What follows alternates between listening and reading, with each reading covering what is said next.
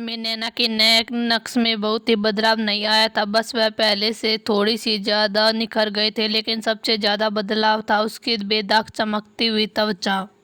और यही बेदागपन आने वाले तूफान की पहली आर्ट था। निया की हालत ऐसी हो चुकी थी कि उसकी त्वचा कागज की तरह सफेद थी, जहां तक कि जरूरत से ज्यादा गोरेपन की बात थी। इसका हल आसान था। अगर त्वचा को थोड़ा गहरा कर लिया जाए तो समस्या अपने आप हल हो जाएगी।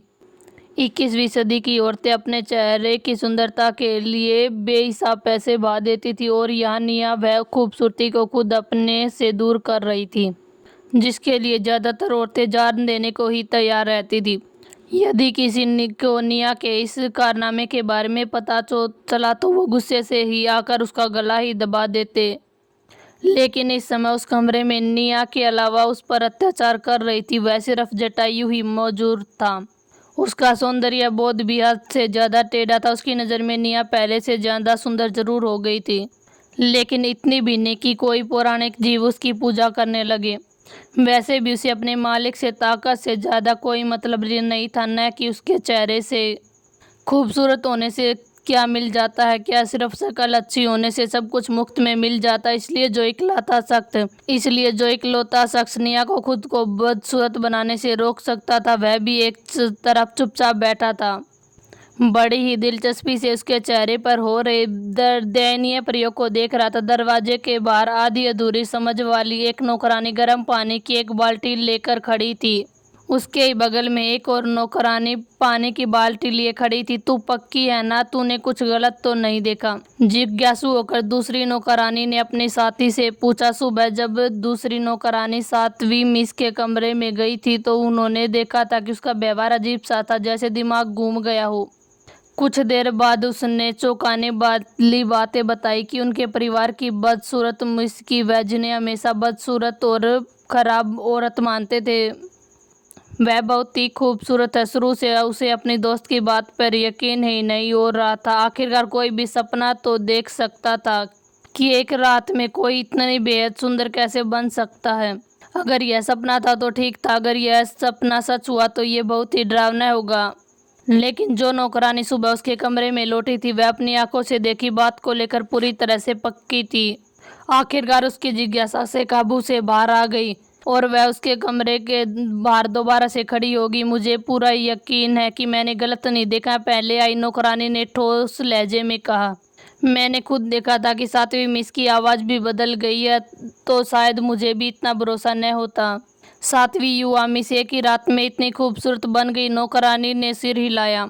मुझे भी यकीन नहीं हो रहा। दोनों नौकरानी निया के कमरे के बाहर खड़ी होकर बातें कर रही थी, लेकिन दरवाजा खटखटाने की हिम्मत किसी में भी नहीं थी।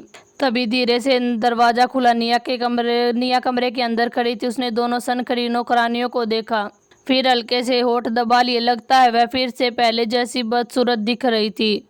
दोनों नौकरानियां आक्की बक्की रह गई। जो नौकरानी पहले अंदर आई थी उसे तो यकीन ही नहीं होने वाला था, इसलिए वह बार बार अपनी आंखों को मल रही थी। जिस 7वीं मिस को उसने पहले देखा था वह तो बिल्कुल ऐसी नहीं लग रही थी, और उसने जिज्ञासा भूसनाक नौकरानी उसके साथ आई थी वह भी दिल ही दिल में निराशा से घुट गई। कहाँ है वह सुंदर बन चुकी 7वीं मिस? उसके सामने तो बस सांवली सूरत रंगत वाली लड़की खड़ी थी। ऐसी हालत में तो वह जटायु परिवार की नौकरानी बनने के भी लायक भी नहीं थी। खूबसूरत महिला तो एक बहुत ही दूर की बात है, एक रात में कोई सुंदर बन जाए उस पर भरोसा करना ही मूर्खता थी। दूसरी नौकरानी तो हंस और बदसूरत में फंसी रह गई। किसी की निर्दयी मेहनत की वजह से जटायु परिवार की तीसरी पीढ़ी की सबसे सुंदर सदस्य यूं ही दुनिया की नजरों से छुपा दी गई। धीरज जी की व्यवस्था के अनुसार अब सिद्धार्थ निया को जटायु परिवार के कामकाज को धीरे धीरे परिचित करवाने लगे, और यही उसे अगला तूफान चुपचाप आकार लेने लगा था, क्योंकि आगे जटायु परिवार की दौर किसी स्वाभिमानी लड़ाकू सड़क के हाथ में कभी नहीं बल्कि सातिर चोरने के हाथ में जाने वाली थी। राजधानी में मौजूद मुख्य हवेली के अलावा जटायु परिवार के रंगून साम्राज्य में 3 और शाखाएं थी। हर साल इन शाखाओं के परिवार अपने पन झलकों की पूरी झलक धीरज जी को ही सौंपते थे। उसी साल उन्होंने जो भी धन और खजाना कमाया होता था वह भी मुख्य हवेली में सौंप दिया जाता था, ताकि उसका बंटवारा किया जा सके। किरव परिवार को छोड़कर राजधानी में मौजूद बाकी 4 बड़े कुलीन कमानों की मुख्य सिर्फ दिखावे में ही आलीशान और भव्य थी। असल में मुनाफा कमाने का सारा काफी उसकी सिर्फ दिखावे में ही चला जाता था।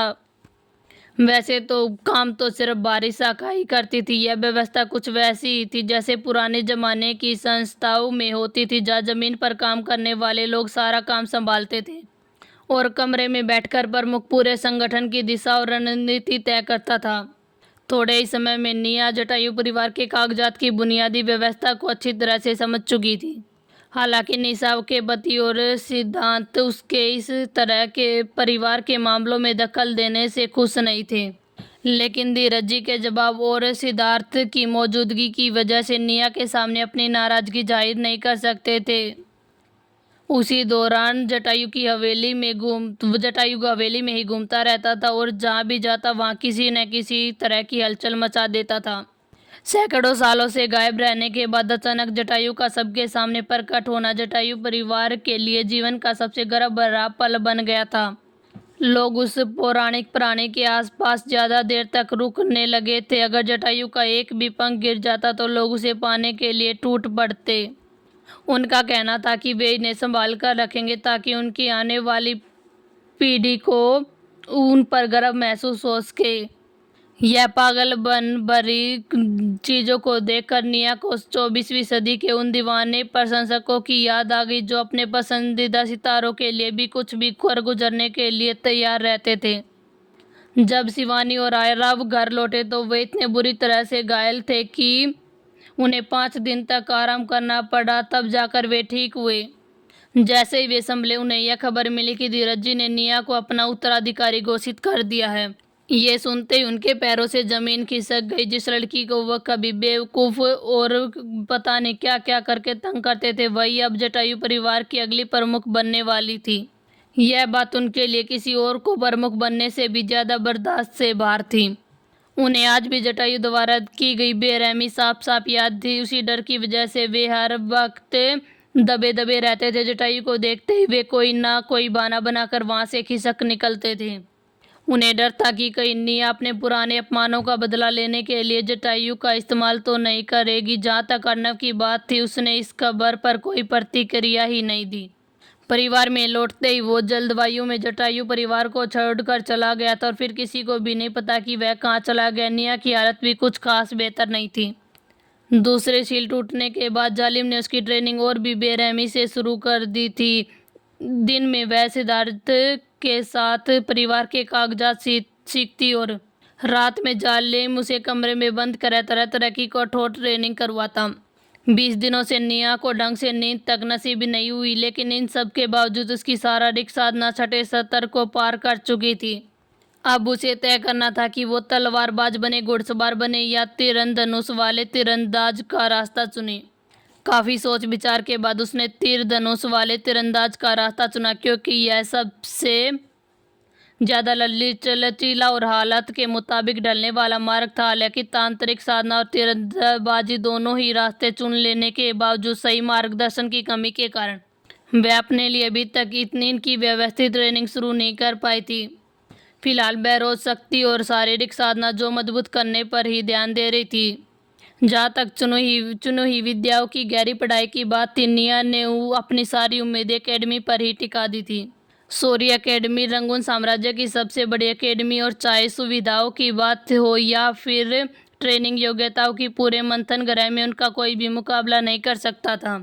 भले ही धीरज जी ने उन्हें वहाँ पर औषधि विशेषज्ञ के रूप में दाखिले दिलाने का इंतजाम किया था, लेकिन निया जानती थी कि एकेडमी में कदम रखते ही उसके लिए जादू और शारीरिक साधना से जुड़ी सभी जरूरी ग्रंथों तक पहुंचना मुश्किल नहीं होगा।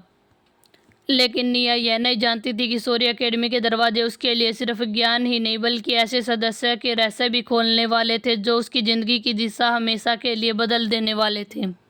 तो अब क्या होने वाला, आखिरकार आगे कब जाएगी निया राजधानी से बाहर, सब जानेंगे आगे इस कहानी में क्या होगा। जानने के लिए बने रहिए मेरी इस दिलचस्प कहानी में। शौर्य एकेडमी रंगून साम्राज्य की राजधानी से काफ़ी दूर थी, ताकि ट्रेनिंग में ज़्यादा रहते हुए वे उसे अपने ट्रेनिंग से ज़्यादा समय मिल सके। निया ने रवाना होने से 3 दिन पहले किसी ऑक्शन हाउस में जाने का फैसला किया। उसने किरव जी को बड़ी रकम सौंपी और कहा, जैसे ही पर्याप्त दानव बिष्ट इकट्ठे हो जाए वे उन्हें अंतराल पर सूर्य एकेडमी भेजने की व्यवस्था कर दे। तुम भी सूर्य एकेडमी के स्टूडेंट हो। निया की बात को सुनकर कीरव ने हैरानी से उस साधारण से दिखने वाले लड़के को देखा। सूर्य एकेडमी की रंगून साम्राज्य में बेहद ही ऊंची प्रतिष्ठा थी। उसकी पहचान सिर्फ शिक्षा स्तर की वजह से नहीं बल्कि उसके बेहद सख्त दाखिला नियम की वजह से भी डर बन जाती थी। इतना ही नहीं, सूर्य एकेडमी छात्रों की प्रतिभा को लेकर काफ़ी सख्त थे। चाहे कोई भी विभाग हो, प्रवेश परीक्षा में एकता स्तर तक पहुंचना जरूरी था। इसलिए चाहे सामने वाला सिंहासन का भावी उत्तराधिकारी क्यों न हो, एकेडमी से साफ मना कर देती थी।